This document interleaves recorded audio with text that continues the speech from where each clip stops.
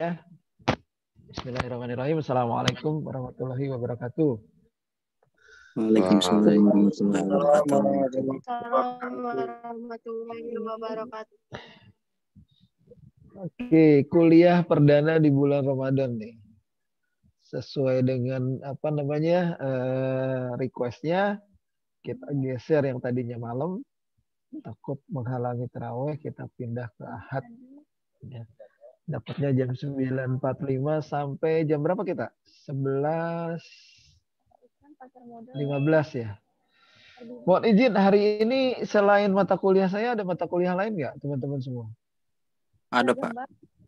Full, Pak, seharian, Oh, ada. Pak. Jam berapa? Full sehari, Pak. Full. Iya, Iya. Pak. Berarti setelah 11.15 nyambung lagi. Jam Nanti 1, Pak. habis zuhur, Pak, jam 1 masuk lagi. Oh, habis zuhur. Jadi kalau kita lost sedikit sampai setengah 12 nggak apa-apa ya?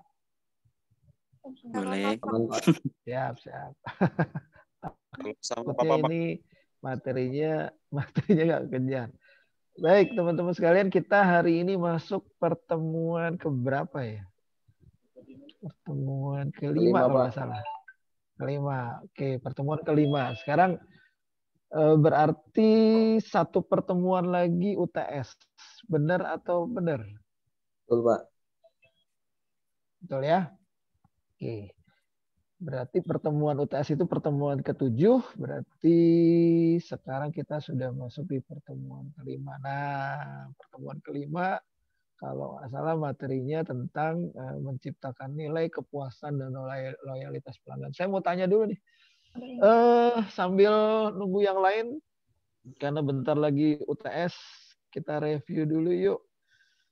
Kita sudah belajar 4 pertemuan. Ini yang sudah kelihatan open mic ini, saya tanya sama Novi. Novi Kurniawati. Novi ada? Nggak ada. Ada siapa nih yang buka kamera? Akang Supri aja deh. Akang Supri. Hadir, Pak. Hadir, oke. Akang Supri. Review sedikit yuk. Kita sudah sampai di pertemuan kelima. Pertemuan 1 kita belajar apa ya? Aduh, Pak Kufah. Catat lagi di mana ya, lupa, Pak. Jangan-jangan kita masuk pertemuan UTS malah belum paham semuanya. Pertemuan 1 apa tuh? Siapa yang bisa bantu? Kang Gempur bisa bantu? Pertemuan 1 kita belajar apa ya? Ayo. Pertemuan 1 mendefinisikan pemasaran di abad 21, Pak. Itu, Pak. Yang mendefinisikan pemasaran di abad 21 artinya kalau pemasaran sebelumnya fokus di 4P ya, ada produk, ada price, ada place, promosi, sekarang cenderung ke 4C. Betul ya? Ke 4C. Ada customer, ada cost, ada communication, dan ada convenience. Ya, kemarin yang sudah ada di tugas saya. Oke, itu pertemuan ke-1 ya. Pertemuan ke-1. Kita sudah belajar ada perubahan, pergeseran strategi marketing yang tadinya 4P sudah mulai bergeser, bukan lagi 4P nggak dipakai, tapi sudah mulai dilengkapi dengan yang namanya 4C. Kalau 4P perbedaannya, apa kemarin 4P dengan 4C perbedaannya ada di mana? Lesa atau Abdul Wahid, perbedaan dari 4P ke 4C ada fokus di mana coba? Siapa yang bisa bantu? Masih di pertemuan 1. Ridwan, kameranya sudah dibuka. Bedanya apa 4P sama 4C? Pertemuan 1 masih ya? Oke, nanti tahu dah. Aduh, gimana ini nanti bisnisnya, marketingnya berantakan semua. Bedanya kalau 4P marketingnya, pemasarannya hanya fokus di produk, ya, fokus di produk. Bagaimana produk itu dibuat, bagaimana produk itu di packaging, bagaimana produk itu ditentukan harganya, bagaimana produk itu sampai ke konsumen. Nah, sekarang kalau di abad 21, kemarin kita bahas bahwa fokusnya bukan lagi di produk, tapi fokusnya adalah di konsumen. Bagaimana produk itu sampai di konsumen, harganya sesuai dengan kebutuhan konsumen, lalu kenyamanan konsumen. Ya, itu yang pertemuan 1. Beranjak ke pertemuan kedua. Pertemuan kedua kemarin tentang apa coba? Abdul Wahid, ayo siapa nih yang hadir di sini? Ada 20. Ya, pertemuan kedua bahas apa? Tentang apa? Itu mengembangkan Sambil saya kasih nilai mengembangkan strategi dan strategi rencana pemasaran, Pak. Oke, bagaimana kita mengembangkan strategi dan rencana pemasaran ya. Kemarin sudah kita bahas strategi pemasaran itu bentuknya seperti corong kan ya. Bagaimana nge-branding itu. Seperti corong ada 5. Betul nggak? Ada 5. Masih ingat nggak? Bentuknya seperti corong. Dimulai dari bagaimana produk itu dikenal sama konsumen, terus sampai dengan proses loyalitas konsumen ya. Itu yang pertemuan kedua. Pertemuan ketiga tentang apa? Erwin atau Imam? Pertemuan ketiga kita bahas tentang apa? Silakan. Atau Ridwan bisa bantu sambil saya kasih nilai. Riset, Pak, riset. Oh ya, riset. Ya, betul. Bagaimana kita melakukan riset ya.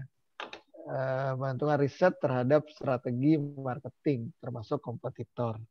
Oke, lalu pertemuan yang kemarin yang keempat. Yang keempat riset, Pak.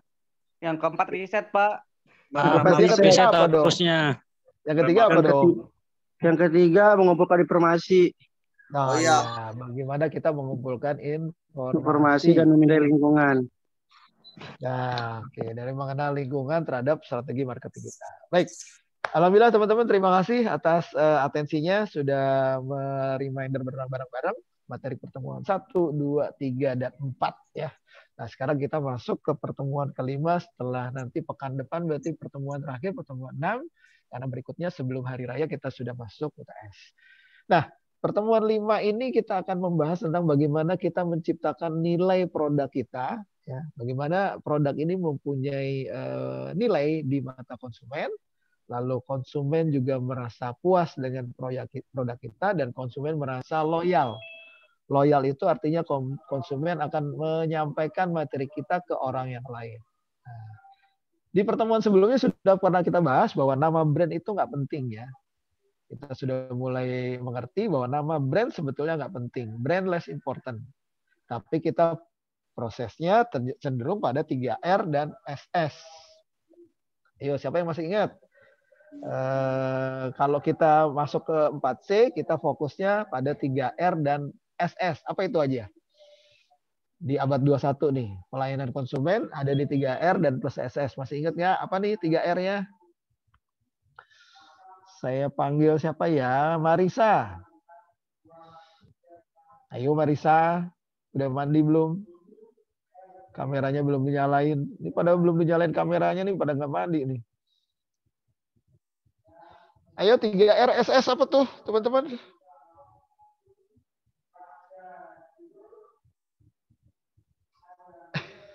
Aduh, gimana nih? Ini soal UTS nih, udah saya bocorin semua tuh tadi.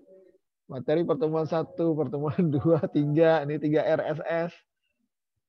Nanti kalau Pak kisi-kisi soal UTS apa? Ya itu udah saya kasih tahu. Apa nih coba 3R sama SS? 3R. Recycle bukan Pak?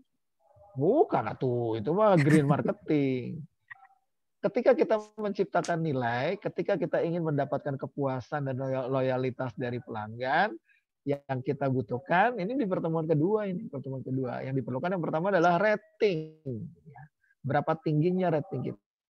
Nah, jadi sebuah brand dikatakan terbaik, sebuah brand dikatakan unggul, punya nilai ketika ratingnya di atas 4.5. Makanya di zaman digital ini ketika teman-teman produknya lewat marketplace terus sampai jangan lupa minta rating, minta bintangnya ya, karena bintang itu menunjukkan seberapa bagus produk kita di mata konsumen. R yang pertama rating.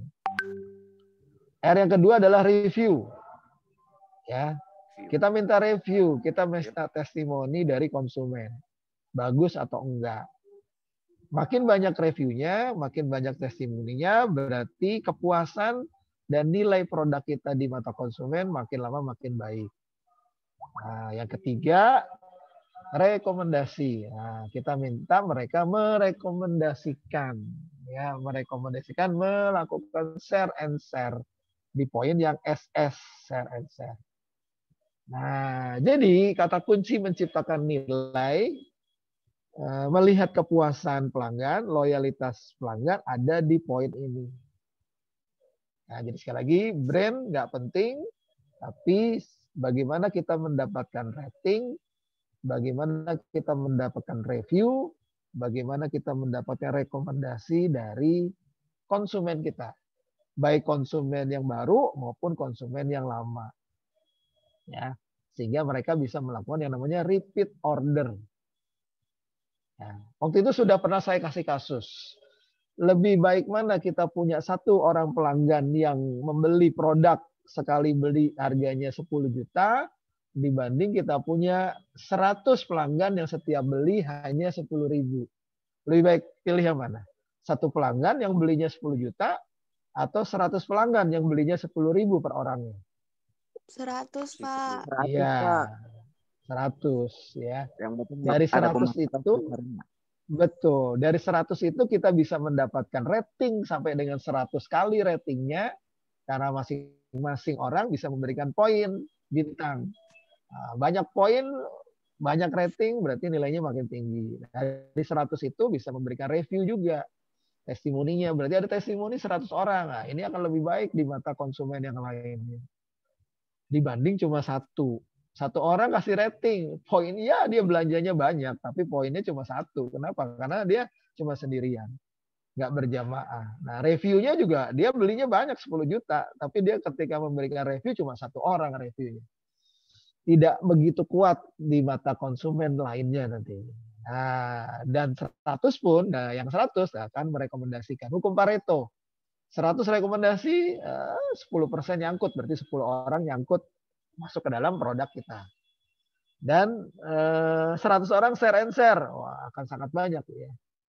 Oke, ini poin utamanya ya sebelum kita masuk dalamnya. Nah, jika teman-teman ini saya flashback lagi bahwa tadi sudah kita bahas, sekarang teknologinya sudah shifting ke digital workplace, marketplace-nya sudah masuk ke shifting. Jadi yang tadinya kita 4P, bahwa bisnis itu harus ada produknya, harus ada price-nya, harus ada place-nya, harus ada promotion-nya, sekarang dikembangkan lagi menjadi 4C ya. Sekaligus saya mereview ya pertemuan 1 sampai dengan 4. C yang pertama adalah konsumen. Consumer, ya bagaimana kita tahu kebutuhan dan keinginan konsumen. Jadi produk kita kira-kira diminati nggak sama konsumen, kan gitu. Lalu yang kedua cost, bagaimana cost ini harga kita bisa menjadi daya tarik nggak buat konsumen. Jadi menentukan harga bukan lagi tergantung sama HPP, harga pokok produk bahan dasar, tapi kita juga harus lihat survei market dari kemampuan daya beli dari calon konsumen kita. Dan yang ketiga convenience adalah kenyamanan. Bagaimana konsumen itu easy to buying, mudah untuk membeli produk kita. Nah, jadi place-nya easy to buying. Makanya sekarang banyak orang tidak lagi mencari ruko, tidak lagi mencari toko, tidak lagi mencari warung-warung, karena sekarang semua serba online. Bayangkan kalau kita pakai flash, berarti kita harus bayar listrik, bayar sewa ruko dan seterusnya, bayar satpam dan seterusnya, bayar parkir dan seterusnya. Tapi begitu mengarah flash-nya ke digital, convenient, kenyamanan orang untuk membeli, dari rumah dia bisa akses, nah, akan memudahkan. Dan yang terakhir adalah promotionnya sudah mengarah communication, bagaimana kita mendapatkan give and take. Ya. Kalau di marketing itu ada pre-sale. Pre-sale artinya sebelum kita jualan kita woro-woro dulu. Woro-woro itu penawaran dulu. Habis pre-sale terus sale. Nah setelah itu adalah yang namanya post-sale. Post-sale itu artinya proses penjualan setelah selling, purna jual. Ya, kita menanyakan, kita melakukan service, give and take tadi ya. Oke, ini yang kemarin ya. Saya review sedikit. Nah, berikutnya adalah kenapa itu kita lakukan? Karena teman-teman di marketing harus mulai paham bahwa semua merek itu lenyap. Apapun mereknya, ya, apapun brandnya, secanggih apapun, senomor satu apapun, kalau tidak dirawat dengan serius, semua merek rawan lenyap. Coba sekarang teman-teman, ada nggak? Masih ingat nggak beberapa merek yang sekarang sudah nggak ada lagi? Kira-kira apa coba? Bahkan kampus Merek sekarang udah nggak ada lagi. Apa tuh? Merek Apa? HP. Iya, Permen coba. Hawaii. Permen. Yang simple, sederhana coba. Nokia sekarang. BlackBerry, Nokia, Pak. BlackBerry coba. Bagaimana canggihnya BlackBerry dulu sampai semuanya harus bertukar, bukan bertukar nomor tapi bertukar PIN ya. Ada Iya, PIN-nya. Pakai BBM. Wah, dulu waktu itu yang punya BBM udah paling canggih itu komunikasinya. Tapi begitu Samsung datang dengan segala kelebihannya, BlackBerry menghilang. Nah, berarti BlackBerry tidak mempersiapkan kompetitornya, tidak melihat kompetitor. Ya, masih banyak yang lain ya. Nah, kalau tidak dirawat serius, merek-merek besar yang dibangun puluhan tahun bisa sirna. Termasuk kampus kita nih, Latansa Masiro. Kalau tidak di-maintain dengan baik, strategi marketingnya, terus bagaimana penampilan kampusnya, bagaimana pelayanan dosennya, bagaimana cara mengajarnya, ini akan digilas sama merek-merek yang lain. Apalagi bentar lagi pintu tol sudah mulai dibuka ya, Rangkas ya. Iya, Pak. Kalau nggak salah sebelum mudik nih, walaupun nggak boleh mudik tapi pintu tol dibuka. Bayangkan ketika pintu tol Rangkas dibuka, artinya akses orang dari Jakarta menuju kampus Latansa tidak sesulit dulu lagi. Kalau dulu keluar Cikande, keluar Rangkas Bitung, Balaraja Barat masih dibutuhkan 1 jam lagi untuk sampai kampus. Tapi besok tinggal 10 menit dari pintu tol sudah masuk kampus. Nah, berarti Latansa sudah harus memperhatikan strategi marketingnya. Tidak hanya masyarakat Lebak, tidak hanya masyarakat Banten dan sekitarnya, tapi sudah harus menjangkau masyarakat di kota Cilegon, Serang, sampai dengan Jakarta bisa kuliah di Rangkas Bitung. Jadi jangan sampai pemuda di Rangkas kuliahnya di luar.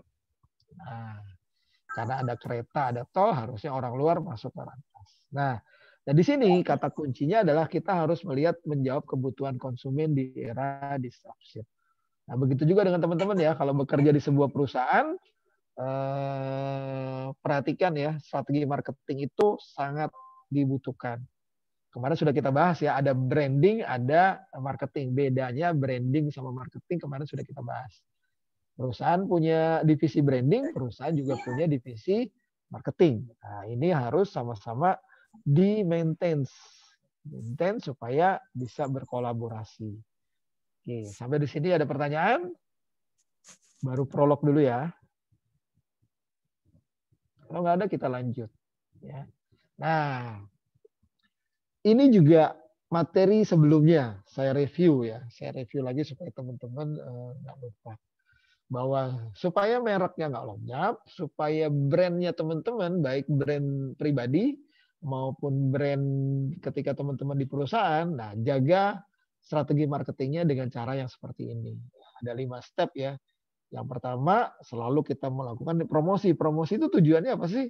Tujuannya supaya konsumen tahu tentang bisnis kita. Supaya konsumen tahu tentang produk kita. Nah, namanya awareness. Ya. Sudah kita bahas ya di pertemuan kedua ini. Kalau kedua atau ketiga nih. Bagaimana brand awareness, bagaimana konsumen tahu dulu produk kita. Bagaimana konsumen tahu dulu merek kita.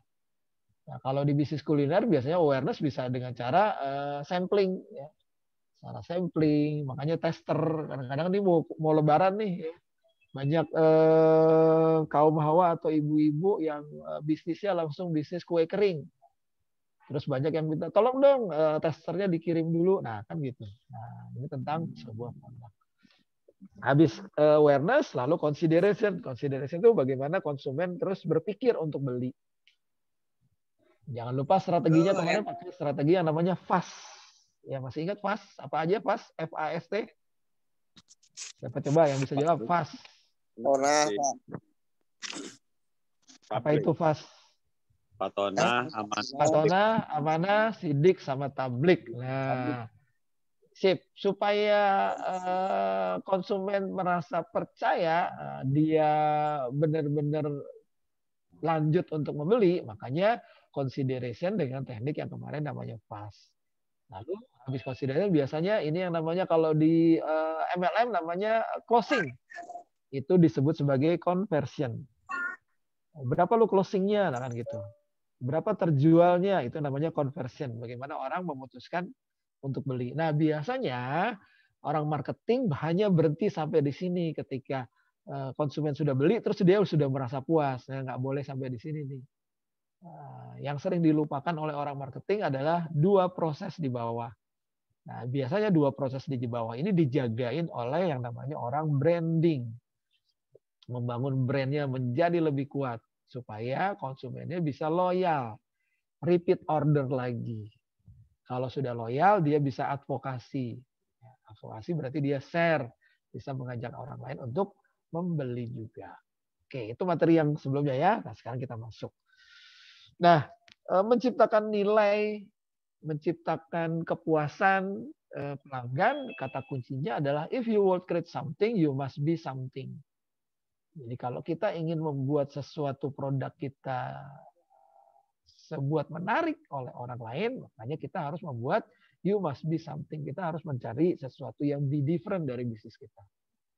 Ya, jadi kalau kita mau punya nilai, if you will create something, you must be something. Harus menjadi sesuatu yang berbeda dari yang lain. Cari ide, cari perbedaan antara produk sendiri, produk perusahaan dengan produk kompetitor.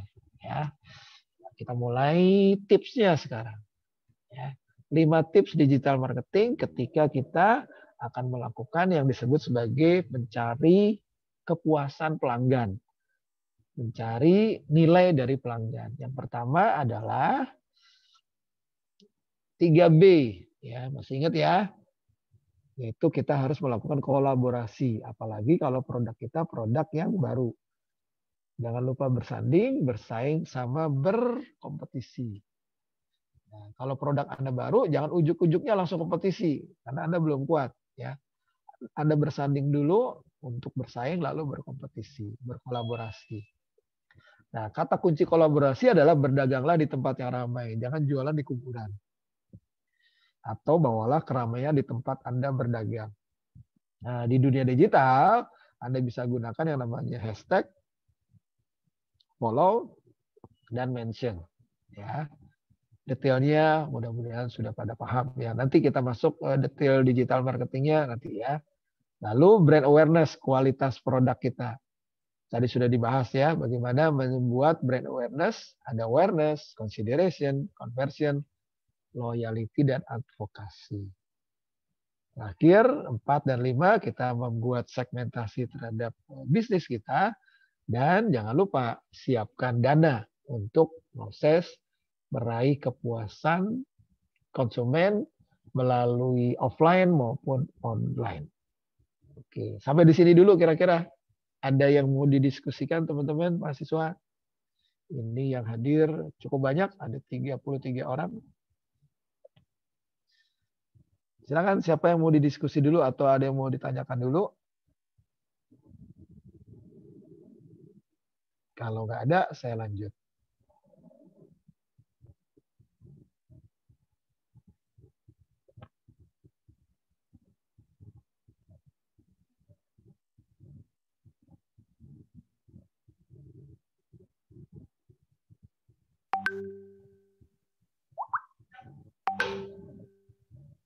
Ada ya? Oke.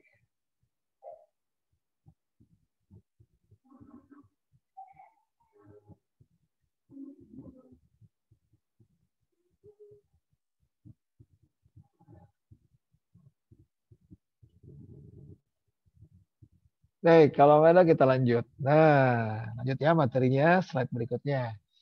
Nah, slide berikutnya adalah branding sama brand success. Ya. Jadi kan kita sedang bagaimana membuat produk kita bernilai sehingga konsumen merasa puas, ya. Nah, untuk membuat branding, ingat teman-teman, branding itu bukan cuma sekedar logo, bukan cuma sekedar iklan, bukan juga cuma sekedar spanduk atau event atau cuma promosi. Ya, brand yang baik itu yang pertama dia harus relevan. Ya, relevan. Relevan artinya nama brandnya harus sesuai dengan produk yang dijual. Ya, dari mulai packaging, kemasan, warna, sampai dengan tipenya, ya, font type-nya harus dipikirkan. Ya, jadi mengubah yang tadinya nggak kenal terus menjadi begitu akrabnya. Jadi brand itu bisa membuat itu ada gambar ya, menjadi yang tadinya cuma just friend menjadi soulmate. Karena dia cinta banget sama produk ini, jatuh cinta dengan brandnya, sehingga dia benar-benar jadi soulmate. Apapun merek ini dia akan beli. Sama halnya fansnya Liverpool akan mati-matian walaupun Liverpool kalah dengan Real Madrid, dia akan mati-matian memperjuangkan nama baik Liverpool, ya. Jika dibandingkan The Reds yang satunya misalkan itu MU. Sebaliknya fans MU juga begitu. Karena dia betul-betul soulmate-nya MU, dia akan betul-betul mati-matian walaupun MU-nya turun naik, ya tetap dia akan membela MU. Nah, itu namanya brand sukses. Itu yang pertama harus relevan. Coba bandingkan Liverpool yang warna merah, MCT yang warna merah, konsisten warnanya tetap merah. Nggak begitu kalah, terus benderanya berubah jadi warna hitam, kan enggak. Nah, jadi brand sukses itu yang pertama harus relevan, harus konsisten, nggak boleh berubah-ubah. Tulisannya juga nggak boleh berubah-ubah. Penyebutannya juga nggak boleh berubah-ubah. Slogannya juga nggak boleh berubah-ubah. Harus konsisten. Coba sekarang brandnya Yamaha, coba slogannya apa dari dulu sampai sekarang? Ada yang tahu nggak? Warna Ini depan, hitam. Pak. Ya Mas, semakin di Semakin di depan. Semakin di depan. Iya, nah itu kan dibawa terus konsisten dia. Yang menyebutnya, termasuk yang menyebutkan iklannya Valentino Rossi, dia berusaha untuk menyebutkannya dengan bahasa Indonesia walaupun dia nggak ngerti bahasa Indonesia.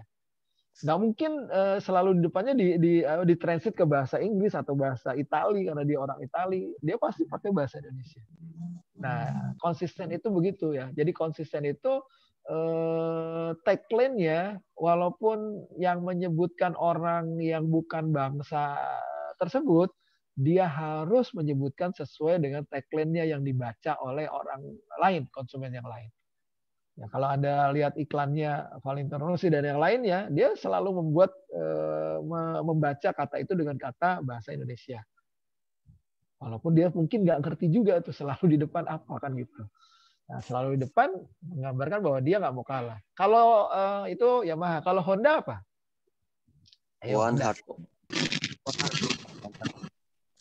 Apa? One heart. Satu hati, Pak. Iya, satu hati. Satu hati di Indonesia, tapi dia pakai karena dia mau go internasional pakainya One Heart. Nah, Yamaha beda dengan apa namanya dengan Honda. Karena dia marketnya memang banyak di Indonesia, keluar dia tetap setia dengan bahasa Indonesia, ya. Dan yang terakhir unik. Cari sesuatu yang memang unik, yang belum ada sama sekali.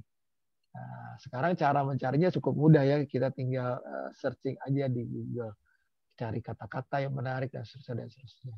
Nah, jangan lupa ketika teman-teman sudah punya brand, nah daftarkan brandnya di haki, ya, dipatenkan. Jangan sampai nggak dipatenkan. Ya, kalau nggak dipatenkan, brand Anda dipakai sama orang, Anda teriak-teriak nantinya. Oh, gue duluan, tapi ternyata orang lain mempatenkan lebih dahulu daripada Anda. Anda sudah punya brand itu 1 tahun, tapi Anda nggak patenkan. Sementara ada orang baru membuat brand yang sama dengan Anda, lalu dia patenkan, dia yang punya hak paten. Karena dia dilindungi undang-undang. Nah, cek teman-teman yang kerja di perusahaan, di kantor. Tanya, brandnya sudah dipatenkan atau belum? Nah, didaftarkan atau belum? Kalau belum, segera daftarkan. Ya, segera daftarkan. Sehingga tidak terjadi sengketa hukum nantinya. Bahaya nih kalau terjadi sengketa hukum. Merasa brandnya sudah leading, sudah nomor 1, sudah cukup pengalaman, tapi belum didaftarkan. Sementara ada brand baru yang mendompleng nama Anda, tapi mendompleng nama produk yang sama, tapi dia langsung daftarkan, dia yang menang. Ya, karena dia terdaftar secara hukum. Yang lama nggak bisa, ya itulah. Nah sekarang ini harus hati-hati ya. Jadi sekali lagi branding ya bukan sekedar logo yang dibuat, bukan sekedar iklan, bukan sekedar spanduk, bukan cuma gelar event sama promosi, tapi harus RKU, relevan, konsisten, dan unik. Ya, sekarang kita lanjut slide berikutnya, teman-teman. Mudah-mudahan slide-nya udah dibuka semua ya. Nah, kita lanjut. Nah, kenapa pelanggan itu penting? Waduh, tanpa pelanggan kita nggak bisa apa-apa ya. Mau produknya sebagus apapun kalau nggak ada yang beli atau kumaha, nggak bisa nutup kos, nggak bisa balik modal kata orang Betawi mah ya. HPP-nya sudah sekian tapi nggak ada yang beli. Nah, pentingnya pelanggan. Jadi dasar dari orientasi pemasaran adalah hubungan pelanggan yang kuat. Makanya disebut sebagai networking-nya harus bagus. Bagaimana kita membangun komunikasi antara owner, pemilik produk dengan konsumen. Ya. Nah, ini kalau pelanggan yang sudah kuat. Nah, terus bagaimana kita juga harus menciptakan pelanggan yang loyal. Ya. Loyal itu dia selalu tadi setia mati, setia dengan produknya. Apapun yang terjadi, minumnya, apapun makanannya, minumnya teh botol sosro. Nah, kayak gitu tuh. Pelanggannya loyal. Dia sudah membuat kata-kata itu. Ya, ada sebuah kampus juga membuat sebuah tagline. Nah, makanya Latansa juga harus membuat tagline. Tagline itu harus dipatenin ya. Ayo kuliah di Latansa Masiro. Jadi ketika orang teriak, ayo kuliah, dasarnya langsung di Latansa Masiro dan seterusnya. Nah, pemasar yang berhasil adalah pemasar yang secara total memuaskan pelanggan dengan cara yang menguntungkan. Nah, ukuran kepuasan pelanggan memang semu ya. Kita nggak bisa mengukur kepuasan pelanggan seperti apa. Karena pelanggan yang satu dengan pelanggan yang lain pasti masing-masing mempunyai nilai kepuasan yang berbeda-beda. Dalam artian di marketing, di promosi kita nggak bisa memuaskan semua orang, ya, tapi kita berusaha untuk memuaskan mereka. Kenapa demikian? Karena nilai kepuasan setiap orang, setiap konsumen tingkatnya beda. Makanya itu diperlukan yang namanya survei market, ya, survei market 1. Nah, tujuan survei market apa? Untuk mendapatkan rating. Ya, jadi ketika kita mendapatkan rating dari konsumen misalkan 3, nah kita bisa melakukan review. Kok cuma 3 ya? Harusnya 5. Nggak puasnya di mana? Nah, itu review, rekomendasi. Kok dia nggak ngasih komen ya? Nah, itunya seperti apa? Ya, kelemahannya ada di mana? Nah, gini ya. Jadi pemasar yang berhasil adalah pemasar yang secara total memuaskan pelanggan dengan cara yang menguntungkan. Ya.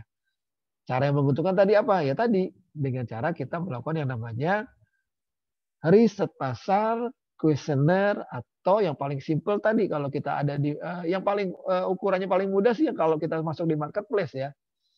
Nah, sayang kalau bisnis Anda belum masuk marketplace karena untuk melihat kepuasan pelanggan akan sangat sulit ya. Karena untuk mendapatkan kepuasan, misalkan di pasar orang beli, nah nilai kepuasannya itu nggak jelas ya. Nggak jelas. Terukurnya ketika dia nggak datang lagi, berarti nggak puas dia. Atau begitu dia keluar dari toko kita, lihat produk di toko yang lain, toko sebelah, dia masuk toko sebelah. Nah, itu sudah berarti kita sudah dirugikan. Nah, suatu bisnis disebut sukses jika berhasil mendapatkan, mempertahankan, dan menumbuhkan pelanggan.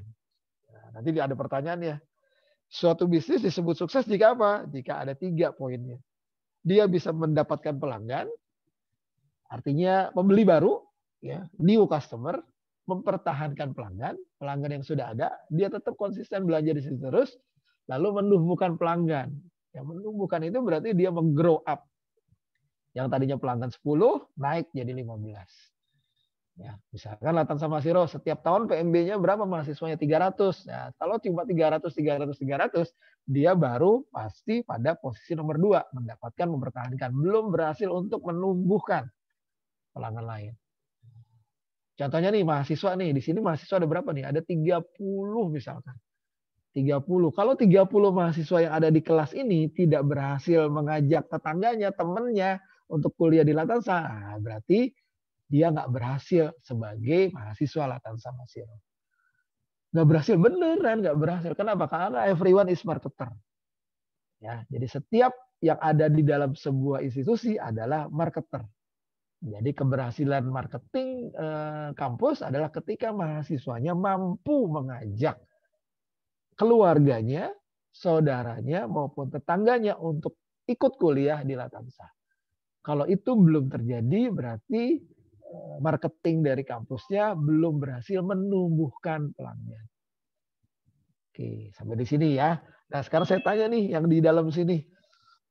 Punya adik nggak atau punya saudara nggak yang kuliahnya di Latansa?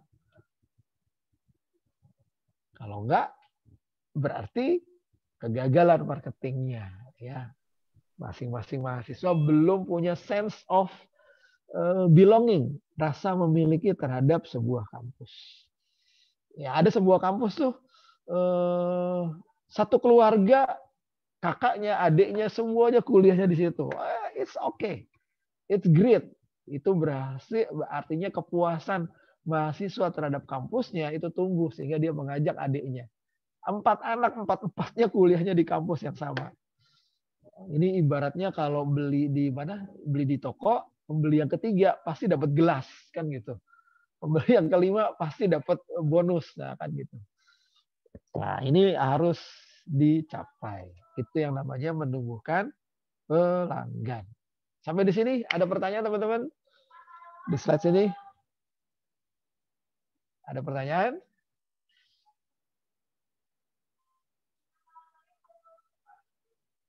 Salam. Tidak ada, Pak. Gak ada ya? Oke, paham ya semua ya? Saya mau bikin survei nanti nih dari semester 4 ini berhasil nggak mengajak tetangganya untuk kuliah di Latansa. Apalagi Latansa punya program SGS kan, Student Get Student. Wah, sayang kalau nggak dimanfaatkan. Lumayan tuh Student Get Student SGS. Satu mahasiswa dapat berapa tuh? Pak? Iya, udah dilakukan belum? Bayangin kalau satu mahasiswa dapat 100.000, waduh, Anda bisa dapat bawa 10 orang udah dapat 1 juta tuh SGS. Kalau 50, Anda, Pak. Kalau saya ke ngajak. Ini kan misalkan 100. Kalau misalkan 100 kan, kalau 50 ya tinggal dikali 20 aja. Kan gitu. Keren ini. Jarang kampus yang lain. Sebetulnya kalau saya sebetulnya jujur teman-teman, kalau saya nggak setuju dengan namanya SGS. Student get student, akhirnya jadi mahasiswanya mata duitan. Calo Paknya. Jadi calo. Kalau Anda bekerja di sebuah perusahaan, ya, misalkan satu perusahaan ada 100 karyawan, 100 karyawan adalah marketer. Ya, marketer. Jadi setiap 100 karyawan yang ada di situ, dia bisa menjual produknya masing-masing. Misalkan let's say kerjanya di Indofood, Indomie, berarti dia bawa pulang Indomie, dia bawa ke jual ke tetangganya. Ini keberhasilan marketing. Ya, jadi nggak ditunjukkan ke sana, ya, nggak ditunjukkan ke sana. Ya.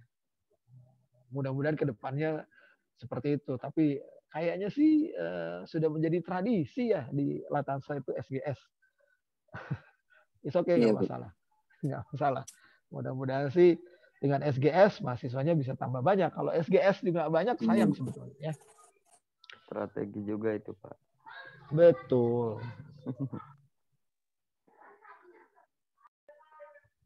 Oke, sekarang kita lanjut. Nah, perubahan orientasi perusahaan, teman-teman ya.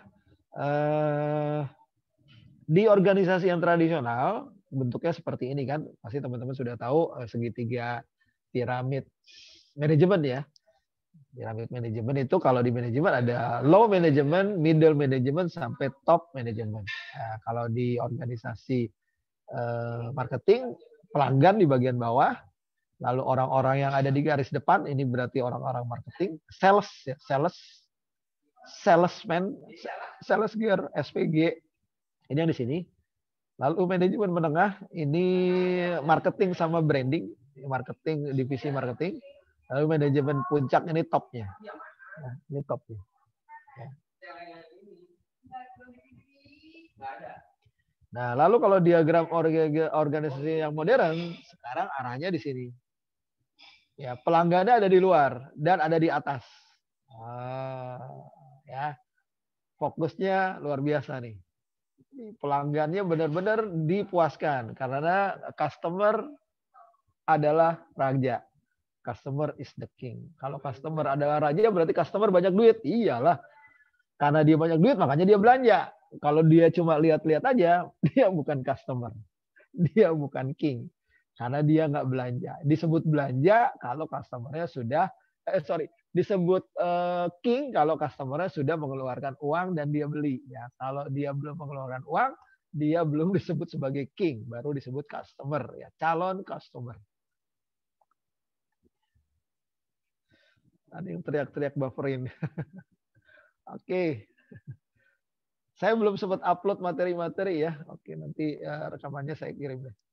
Nah, dari pelanggan orang-orang yang ada di garis depan, manajemen penanganan dan manajemen puncak. Jadi manajemen puncak sekarang dibalik di organisasi yang sekarang ada di posisi di bawah. Jadi pelayanannya adalah di pelayanan pelanggan, bukan pelayanan terhadap manajemen ya. Jadi manajemen itu cenderung sekarang menomorsatukan yang namanya pelanggan. Karena tanpa pelanggan bisnis nggak akan jalan ya, perusahaan nggak akan jalan ya. Oke, lanjut ya. Nah, nilai persepsi pelanggan. Ya, bagaimana pelanggan itu melakukan penilaian terhadap produk kita. Nah, selisih antara penilaian pelanggan prospektif atas semua manfaat dan biaya dari suatu penawaran terhadap alternatifnya itu yang disebut sebagai nilai persepsi. Jadi penilaian pelanggan yang prospektif dikurangi dari manfaat dan biaya. Ya, itu yang disebut sebagai nilai pelanggan. Itu rumusnya ya. Selisih berarti kan pengurangan. Yang dikurang apa? Penilaian pelanggan yang prospektif. Prospektif itu pelanggan yang betul-betul memang beli ya, bukan yang cuma lihat-lihat. Penilaian dari pelanggan prospektif dikurangi dari manfaat atau biaya penawaran. Nah, itu yang disebut sebagai nilai persepsi pelanggan. Ya, hasilnya nanti ada dua. Total manfaat buat pelanggan dan total biaya pelanggan. Total manfaat buat pelanggan artinya total manfaat yang didapat pada pelanggan. Contohnya apa? Secara psikologis, harga itu, produk itu, citra itu disukai oleh pelanggan. Ya, citra dari produknya, personal dari salesnya, manfaat dari produknya itu dimanfaatkan oleh pelanggan, itu berarti total manfaat yang dirasakan oleh pelanggan. Nah, yang kedua total biaya pelanggan, itu berarti kumpulan biaya persepsi yang diharapkan pelanggan untuk dikeluarkan dalam rangka mengevaluasi, menggunakan, lalu menyingkirkan kompetitor yang ada di pasar. Itu total biaya pelanggan. Nanti hitung-hitungannya kita bahas ya. Ini teorinya. Oke, lanjut.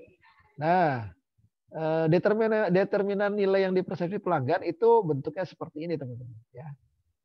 Jadi nilai yang dipersepsi pelanggan itu dibagi menjadi dua ya. Dari manfaatnya, dari biayanya. Jadi kalau konsumen merasa produk ini bermanfaat, ya citranya, brandnya bermanfaat, terus isi barangnya atau fungsi barangnya bermanfaat, manfaat jasanya bermanfaat, produknya ini berarti total manfaat pelanggan. Kalau total biaya pelanggan itu dilihat dari biaya psikologis. Ya, biaya psikologis, biaya energi, biaya waktu, dan biaya moneter. Ini berarti masuknya di harga produk, ya, price-nya. Kalau ini masuknya di convenient, kenyamanan, kepuasan pelanggan. Kepuasan itu menghasilkan manfaat, ya, sementara cost itu menghasilkan biayanya kira-kira masuk nggak di kantong konsumen. Ya. Sesuai nggak dengan segmentasi dari konsumen. Oke, berikutnya adalah menghantarkan nilai pelanggan. Menghantarkan nilai pelanggan itu bagaimana pelanggan itu mendapatkan nilai, ya, kepuasan dari produk kita. Ada 3 ya. Loyalitas, pasti teman-teman sudah paham. Komitmen, loyalitas itu komitmen. Komitmen dari seorang konsumen, ya, atau kumpulan konsumen terhadap dukungan pada produk atau jasa yang disukai oleh konsumen tersebut, baik di masa sekarang maupun di masa depan. Itu namanya loyalitas. Komitmen yang dipegang oleh pelanggan untuk selalu membeli, mendukung produk atau jasa baik masa kini maupun masa mendatang. Ya, sampai konsumen itu tidak beralih ke bill, barang idaman lain. Bukan will, bukan pil. Kalau will wanita idaman. Kalau pil pria, ini bill, barang idaman lain. Jadi dia nggak beralih lagi ke yang lain. Proporsi nilai. Proporsi nilai berarti kelompok manfaat yang dijanjikan tersampaikan ke psikologi pelanggan. Ya, proporsi nilainya. Jadi secara psikologi pelanggan ini merasakan manfaat dari produk tersebut. Nah, itu proporsi nilai. Kalau sistem penghantaran nilai itu meliputi proses penawaran, ya, penawaran harga sampai dengan barang itu diterima di tangan konsumen. Ini sistem penghantaran nilai. Ya. Penawaran, pengalaman, ya, ekspektasi dari konsumen. Dia pernah menggunakan produk ini, pengalamannya seperti apa. Nah, itu namanya sistem penghantaran nilai. Oke, berikutnya adalah total kepuasan pelanggan.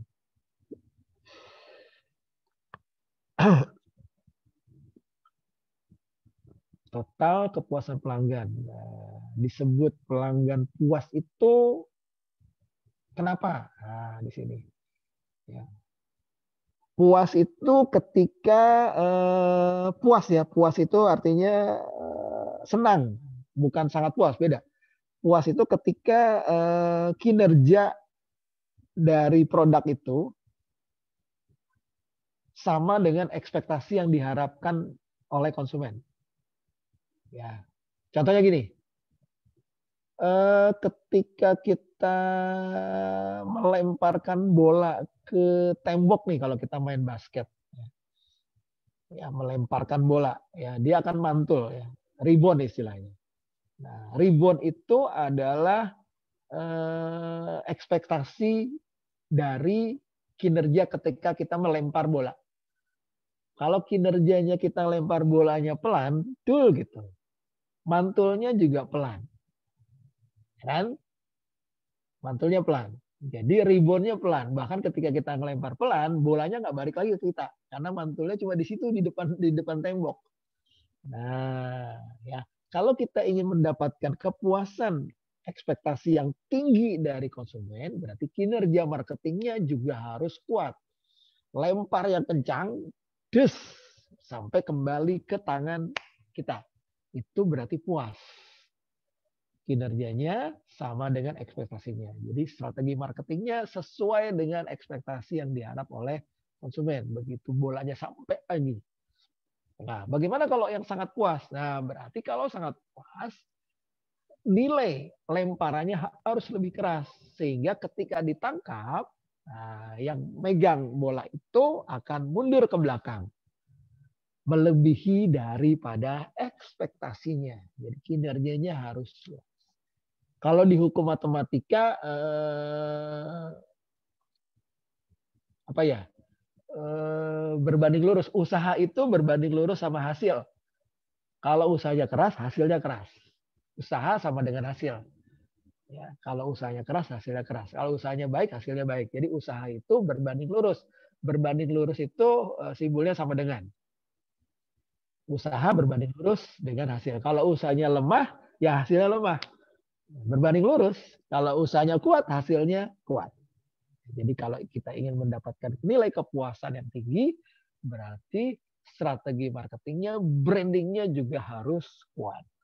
Nah, kuat ini bukan terus promosinya jor-joran, ya, marketingnya terus bayar mahal, bukan. Strategi marketing yang mahal pun, iklan yang mahal pun, kalau tidak tepat sasaran, ekspektasinya juga tidak sampai, ya. Jadi strateginya juga harus sesuai. Strategi marketingnya sesuai yang diharapkan oleh si konsumen. Ya.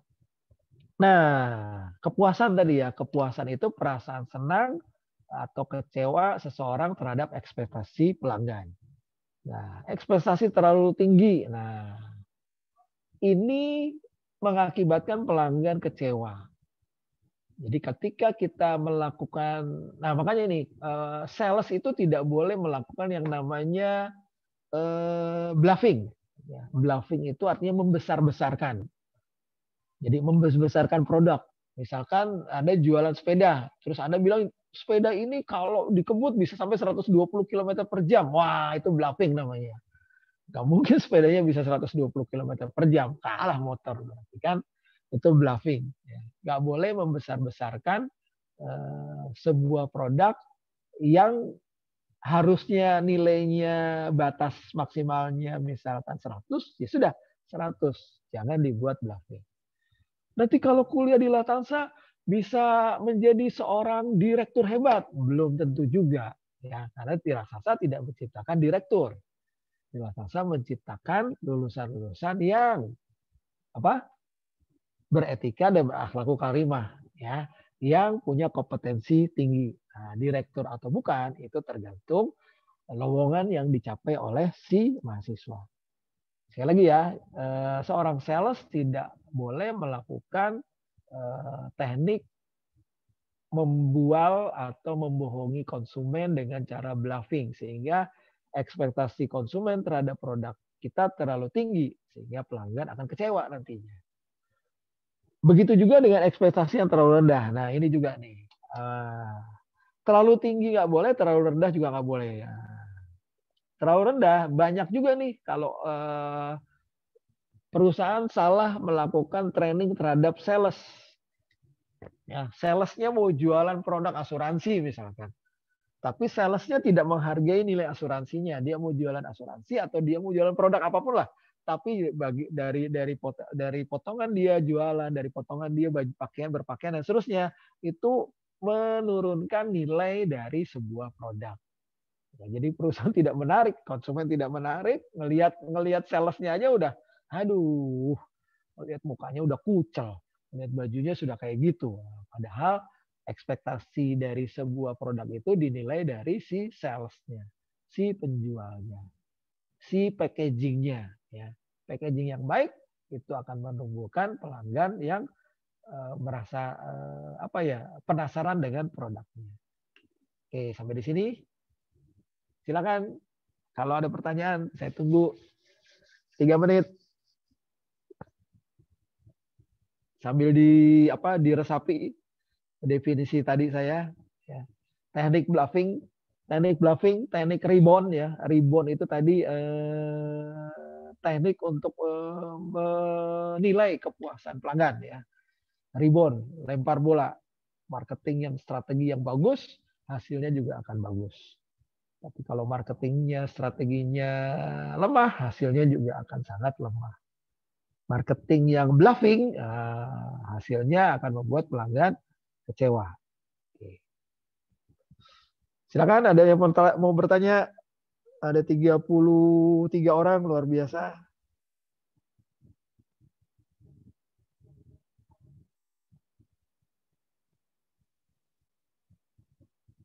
Nggak ada tanya. Nggak ada yang tanya itu berarti ngerti sama nggak ngerti. Mudah-mudahan ngerti. Jainal sudah open mic. Mau nanya atau mau ditanya Jainal? Ini Pak, buffering terus Pak. Bentar lagi ini. Oh, buffering. Oke, nanti Saya kasih rekamannya aja ya. Ya, kasihan ini. Iya, Pak. Mudah-mudahan habis Idul Fitri kita kuliah lah tatap muka. Aduh, sibuk banget. Amin. Wisuda sudah mulai kan kemarin berhasil, alhamdulillah lancar semuanya. Izinnya juga, tinggal kuliahnya nih, kuliahnya mudah-mudahan ya bagi 2 lah. Dan seterusnya. Oke, kalau nggak ada pertanyaan kita lanjut ya. Total kepuasan pelanggan tadi sudah dilihat ya, ada nilai kepuasan itu bergantung atau berbanding lurus dengan nilai marketing ya, strategi marketing. Nah, mengamati kepuasan. Kalau tadi total kepuasan, sekarang bagaimana kita mengamati kepuasan pelanggan. Kita mau lihat wajahnya pelanggan itu kalau beli sama kita wajahnya gimana gitu. Wajahnya itu wajah yang exciting atau manyun aja ya begitu lihat produk kita. Kalau mahasiswa kan kalau ke mall biasanya kan begitu lihat barang pasti yang dilihat bukan mereknya ya, dilihat adalah label harganya. Nah, label harganya dulu, merek nomor 2 kan gitu ya. Biasanya begitu kalau pengalaman. Karena saya juga pernah jadi mahasiswa. Jadi kalau lagi belanja itu, ini bagus nih. Dia nggak lihat mereknya, dia lihat dulu harganya. Wah, harganya ada angka 9-nya, udah turun. Ada angka 9-nya, mahal nih. Angka 9 itu angka tinggi. Banyak yang salah ya. Ada 9 itu dibulatkannya ke atas, jangan ke bawah ya. Nilai psikologis ya. Nilai psikologis 9 itu sebetulnya akan membuat produk itu menjadi mahal. Kalau saya belajar marketing ya, ada red ocean sama blue ocean. Kalau angka yang 5 itu membuat barang itu nilainya menjadi standar. Masuk kantong. Kalau 9 di atas ya. Nah, mengamati kepuasan pelanggan di sini salah satu kunci mempertahankan pelanggan adalah kita bisa melihat kepuasannya. Nah, tekniknya ini tadi ya. Kalau di masa-masa lalu, ini tadi ada survei, ada tingkat kehilangan pelanggan, ada pembelanja misterius. Nah, kan. Jadi sebisa mungkin kalau Anda punya produk, Anda punya toko, Anda bisa melakukan investigasi pelanggan. Ini pelanggan ini udah pernah beli belum ya? Pelanggan ini pelanggan baru atau enggak ya? Nah, gitu. Nah, makanya biasanya kalau di sebuah perusahaan yang bagus, kalau ada kunjungan biasanya dia ada buku tamu. Nah, di buku tamu itu dia bisa melihat ini tamu yang kesekian, tamunya udah pernah datang atau belum. Nah, ya survei berkala. Nah, ini bisa dilakukan ya. Anda bisa melakukan survei, jadi setiap pelanggan diberikan survei ya. Surveinya jangan disuruh ngisi ya. Kalau disuruh ngisi pelanggan pasti males ya. Orang dia mau beli barang kok disuruh ngisi survei. Jadi Anda punya 3 pertanyaan yang ditanyakan ke pelanggan. Nah, nanti Anda tinggal ngisi secara jujur di surveinya. Jangan banyak-banyak ya. Menurut Bapak Ibu harganya gimana? Mahal atau murah atau pas? Nah, dia mahal, berarti Anda sudah pegang mahal. Nah, menurut Bapak Ibu barang ini gimana? Bagus, sangat bagus atau tidak bagus? Bagus, nah, dapat gitu aja. Nah, menurut Bapak Ibu mau beli atau enggak? Enggak, udah jangan dilayani kan gitu. Itu survei. Kalau dia beli dan seterusnya. Lalu ada potensi lihat tingkat kehilangan pelanggan. Kalau pelanggan yang tadinya biasanya beli di toko kita, kok tiba-tiba bulan besok dia nggak beli di sini. Nah, itu harus dipertanyakan kemana nih pelanggan. Kita harus kepo, kita harus cari tahu. Nah, itu ada sales sama SPG ya. Nah, ada juga pembelanja misterius. Ini belum pernah belanja, tiba-tiba dia datang. Nah, kalau ada pembelanja misterius yang baru, jangan didiemin, ditanya teman-teman. Bapak Ibu salam kenal, pembeli baru. Bapak Ibu kayaknya belum pernah belanja di tempat saya nih. Tahu toko saya dari mana ya? Harus dikepoin ya. Dikepoin. Kebetulan aja lewat. Berarti kebetulan lewat, toko kita menarik minat pelanggan untuk datang. Saya tahu dari tetangga. Berarti tetangga yang melakukan advokasi. Nah, kan itu. Jadi kalau ada pembelanja misterius atau pembelanja baru datang, jangan didiemin teman-teman kalau punya toko. Diajak ngobrol. Makanya pembeli itu, bukan pembeli atau pelanggan, pemilik toko itu harus punya namanya communication. Harus belajar komunikasi. Bagaimana berkomunikasi dengan market, bagaimana berkomunikasi dengan pelanggan. Sehingga bisa mempengaruhi kepuasan pelanggan dan bisa menangkap keluhan pelanggan. Nah, bagaimana kalau pelanggan yang mengeluh? Nah, kalau ada pelanggan yang mengeluh, teman-teman, jangan di counter ya. Kebanyakan SPG atau yang pemilik pelanggan merasa produknya nomor satu. Jadi kalau ada pelanggan yang mengeluh, dia akan mengcounter. Jadi kalau ada pelanggan yang mengeluh, jadi kalau kita jualan, kita gunakan lebih banyak mulut daripada telinga. Jadi kalau kita menawarkan barang ya, tapi kalau kita menerima keluhan, lebih banyak gunakan telinga daripada mulut. Dengarkan. Setelah sudah berhenti, baru ucapkan terima kasih. Keluhannya akan kami respon. Gitu. Jangan di counter. Enggak, menurut pelanggan ini begini-begini. Nggak boleh. Ya, keluhan pelanggan itu tidak boleh di counter. Tapi didengarkan, dan didengarkan 3 kali. Baru diucapkan terima kasih atas keluhan Bapak dan Ibu. Sebagai evaluasi bagi kami untuk lebih baik ke depannya. Nah, jangan di counter di depan pelanggan. Berantem nanti kita. Oke, lanjut ya. Nah, totalitas fitur kualitas produk. Ya, kualitas produk ukurannya begini ya teman-teman. Jadi ada kepuasan pelanggan berbanding dengan profitabilitas perusahaan. Nah, kualitas produk. Ini muter aja nih. Seperti siklus. Ya. Siklus, kalau produknya bagus, kepuasan pelanggan bagus, berarti profit perusahaan naik. Ya, kalau profit perusahaan naik, berarti kualitas produk akan makin bagus dan kepuasan pelanggan akan makin bagus. Sebaliknya juga demikian. Kualitasnya buruk, kepuasan pelanggan buruk, dan profit perusahaan akan menjadi turun. Saling berhubungan ya. Kualitas, kepuasan, dan keuntungan perusahaan. Ini saling berhubungan. 3 elemen ini. Siklusnya ya. Oke, ini Pareto ya, Pareto dari pelanggan. Nanti teman-teman bisa dilihat ya hukum Paretonya seperti ini 20-80 ya, 20% pelanggan menghasilkan 80% atau lebih laba perusahaan. Tuh bayangin tuh hukum Pareto. 20% pelanggan itu menghasilkan keuntungan 80%. Jadi 20% pelanggan itu menguntungkan ya. 20%-nya loh ya, jadi enggak 10%. 20 banding 80. 20 pembeli atau 20% atau 2 pelanggan yang beli itu sudah 80% dari pelanggan kita. Daripada nggak ada yang beli kan 2 pelanggan. Ya. Itu aturan Pareto. Hukum matematikanya seperti itu ya. Mengukur profitabilitas pelanggan ukurannya seperti ini ya. C1, C2, C3 ini pelanggan ya. C itu pelanggan teman-teman ya. Kalau P itu produk, P1, P2, P3, P4. Ya. Jadi kalau produknya bagus, konsumennya bagus, ya, produk yang sangat menguntungkan ini. Nih.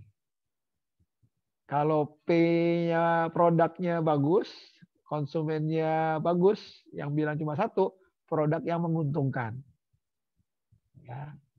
Kalau misalkan C2-nya minus, berarti produknya tidak menguntungkan. Jadi ini kelipatannya aja. Kalau C33-nya nih, yang nggak ada di sini 20, jadi nggak kasih nilai, tapi ada minus 1, nah produknya tidak menguntungkan. Nah, pelanggannya berarti merugi di sini. Ya. Oke, tinggal dibaca ini ya. Oke, nanti baca dipahami. Oke. Ini menggambarkan nilai potensial ya. Ini nanti Anda dapat materinya di di S2 ya. Pelanggan potensial cara menghitungnya ya. Kalau di sini Anda cuma lihat aja CLV, P potensial tadi, C-nya adalah konsumen ya.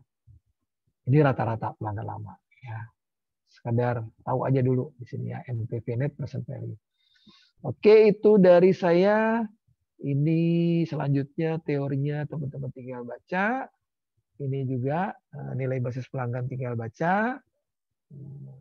Ini pemahaman sudah cukup jelas. Diagram ini juga sudah cukup jelas proses perkembangan pelanggan dari mulai potensial pelanggan, terus di prospek, terus dia beli pertama kali, dia beli berulang, ya, berarti repeat order, terus dia bisa ngajak jadi klien, dia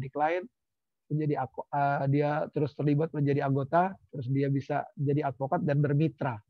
Nah, ini tingkatan ya, tingkatan pelanggan nih. Kalau sudah jadi mitra, berarti dia sudah pelanggan yang betul-betul loyal sama si produk. Jadi proses pengembangan pelanggan. Cara bangun loyalitas tadi sudah teorinya sudah disampaikan tadi ya. Caranya sudah, ini teorinya. Bagaimana berinteraksi, bagaimana mengembangkan program, terus mempersonalifikasi pemasaran, sama menciptakan ikatan institusional. Oke. Ini saya nggak bahas. Ada pertanyaan teman-teman? Sebelum saya tutup, untuk melihat customer itu tertarik sama enggak, hitungannya begini teman-teman. Ya. Jadi penjualan itu 80% emosi dan 20% logika. Ya. Jadi kalau logikanya aja dia belum ada rasa untuk beli, dia nggak dapat. Jadi untuk membeli itu ada intuisi, ini kayaknya barangnya bagus. Nah itu dimunculkan dari 80% bagaimana kita membangun emosi dengan pelanggan. Nah 20%-nya ini biarkan pelanggan berpikir secara logika. Berarti kata kuncinya kita harus bisa membangun 80% emosi pelanggan jatuh cinta sama produk kita. Kalau 80% ini kita gagal, pelanggan akan pindah ke ke produk lain. Ya, itu kata kuncinya. Oke. Ini yang lain. Oke, ini juga tinggal dibaca teman-teman, bahaya utama CRM ya. Nah, terakhir dari saya tugas buat teman-teman semua. Ini saya mau lihat ide kreatif teman-teman semua. Ya, tugas kelima ya. Saya mau minta tolong teman-teman buat ide event marketing, ide event marketing. Jadi event marketing. Event itu kegiatan promosi ya. Tujuannya untuk grab konsumen. Grab itu mengumpulkan konsumen. Grab itu berkumpulnya konsumen. Contohnya kalau teman-teman naik motor terus tiba-tiba berhenti di sebuah pohon yang besar. Terus teman-teman pura-pura nunjuk-nunjuk ke pohon yang besar. Ada apa tuh? Kayak nunjuk-nunjuk gitu aja. Nanti motor-motor lain akan tiba-tiba ikut berhenti ya. Penasaran dengan apa yang Anda tunjuk. Nah, itu kan ide. Makin banyak orang ngeliat-ngeliat ke atas, terus Anda tinggal itu bagaimana kita membuat Grab, ya, mengumpulkan massa. Cari ide bagaimana cara mengumpulkan massa untuk sebuah produk Anda. Idenya apa, terserah. Misalkan gratis, terserah. Gratis buat ibu hamil, terserah. Ya. Ide untuk Grab konsumen, lalu ide untuk loyalty konsumen, supaya konsumen loyal. Nah, produknya, saya bagi-bagi nih. Saya nggak mau teman-teman copy paste semuanya. Saya mau lihat ide original dari masing-masing mahasiswa. Untuk NPM ganjil dan NPM genap. Ya, untuk NPM ganjil, ikhwan laki-laki, produknya properti. Tolong siapkan event untuk properti. Propertinya boleh pilih ikhwan ganjil ya. Mau apartemen, kos-kosan, villa atau perumahan. Anda ceritanya lagi jualan apartemen. Anda ceritanya lagi jualan kos-kosan. Atau Anda ceritanya punya cottage, punya perumahan. Nah, Anda pengusaha perumahan. Nah, silakan. Gimana caranya ngumpulin massa supaya massa bisa beli di properti. NPM ganjil untuk akhwat yang perempuan. Bisnisnya adalah jasa. Boleh pilih jasa kecantikan, kesehatan, atau kebugaran. Gimana caranya kalau Anda ceritanya sebagai owner salon kecantikan untuk ngumpulin orang datang ke salon Anda. Atau Anda punya bisnis fitness center. Tempat senam. Gimana caranya nih buat yang akhwat. Untuk NPM genap. laki-laki produknya adalah jasa pendidikan. Ceritanya kalau Anda punya bimbel, kursus komputer, gimana caranya supaya grab konsumen. Atau Anda punya jasa mekanik, bengkel. Atau jasa multimedia, desain grafis. Nah, gimana caranya supaya konsumen banyak datang ke tempat Anda, terus dia pesan di pesanan Anda. Untuk yang akhwat, nah NPM genap properti. Propertinya beda sama yang ikhwan. Ganjil. Propertinya adalah misalkan Anda punya bisnis owner taman, landscape. Gimana ceritanya atau marketingnya kalau Anda ingin memarketingin landscape, bikin taman di kantor, taman-taman di rumah, atau bunga-bunga yang kalau ada pesta, ada rapat-rapat, nah itu kan landscape-nya. Gimana caranya grab konsumen. Atau pilihan kedua furniture. Jualan furniture, punya bisnis furniture, kursi, lemari, sofa, tempat tidur, interior juga demikian. Oke, ada pertanyaan untuk tugasnya. Saya mau lihat ide kreativitas teman-teman menciptakan event marketing sesuai dengan produk jasa NPM ganjil genap, ikhwan atau akhwat. Pak, izin Pak. Yap, Itu silakan. tugasnya dibuat dalam bentuk format apa ya Pak? Mungkin JPEG, Diketik brosur aja. apa? Oh, ketik aja. Ah. Oke. Kalau Anda mau buat brosur ya silakan. Saya mau lihat ide kreatifnya. Atau mungkin video apa gimana gitu Pak? Video boleh, mau buat video boleh, ya. Pokoknya kan kalau saya paksa video semua nanti ada yang nggak bisa video. Padahal video gampang kan ya. Silakan saya bebaskan ya. Yang intinya saya mau lihat sebagai seorang marketer, Anda punya ide kreativitas apa untuk grab konsumen, terus untuk mendapatkan konsumen yang loyal sesuai dengan produk yang sudah ditentukan di slide saya. Ya. Jangan produk sendiri ya, ini produknya produk yang sudah saya tentukan. Ceritanya Anda punya apartemen, Anda punya kos-kosan, gimana caranya. Ya. Silakan yang belum jelas, ada waktu 5 menit lagi untuk ditanyakan. 11.05 kita berakhir 11.10 aja. Tugasnya paham? Paham Pak. Pasti langsung garuk-garuk kepala. Pak, punten yang itu. Paham Apa? Pak. Silakan Teh. Yang ide event marketing. Yang untuk grab konsumen Pak, sama loyalitas konsumen belum paham. Belum paham? Kamu NPM-nya ganjil genap. Halo? Ujungnya. Ujungnya ganjil genap. Ujung belakang.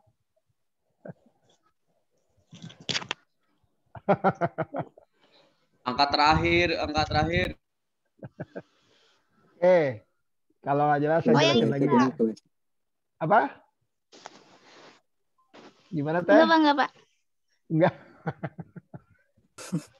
Jadi sekali lagi, lihat NPM Anda ujungnya ganjil atau genap. Lalu lihat jenis kelamin Anda ikhwan atau akhwat. Kalau Anda ganjil ikhwan, berarti Anda buat event marketing untuk pilih apartemen, kos-kosan, villa atau perumahan. Ceritanya Anda punya bisnis ini, bagaimana cara merebut hati konsumen, ya.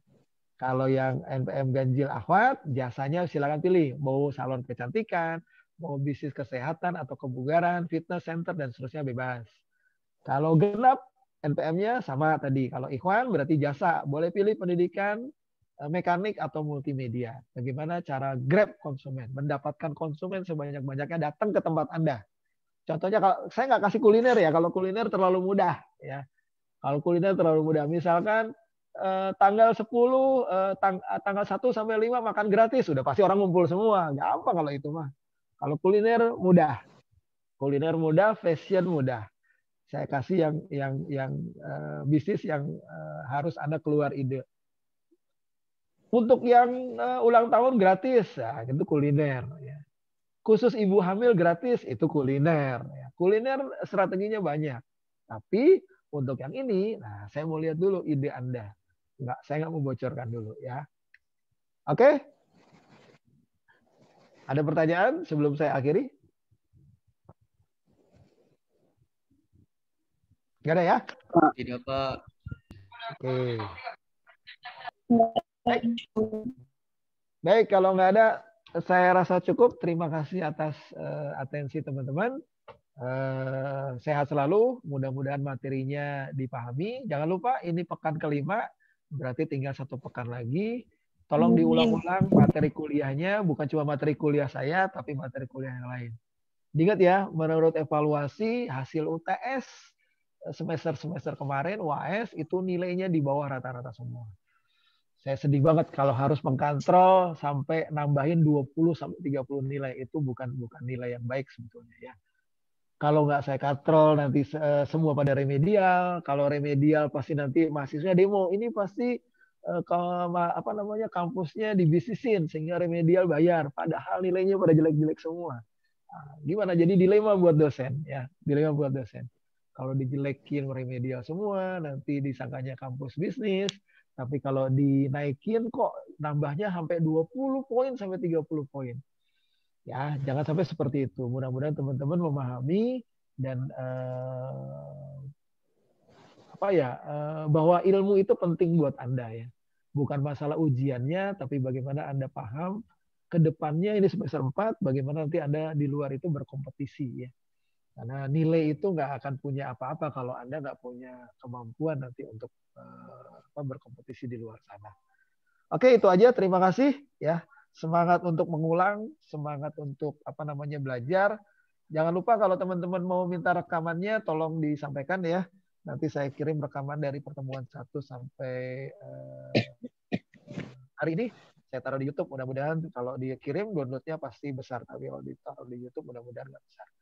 Terima kasih. Wabillahi taufiq wal hidayah. Wassalamualaikum warahmatullahi wabarakatuh. Waalaikumsalam warahmatullahi wabarakatuh. Terima kasih, Pak. Yo, sama-sama. Terima kasih. Bye. Terima kasih, Pak. Terima kasih, Irma.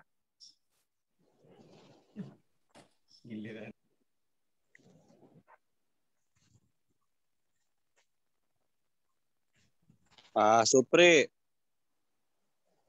Ridwan. UKI. Terus Imam. Ngapin manual. Walau ku tahu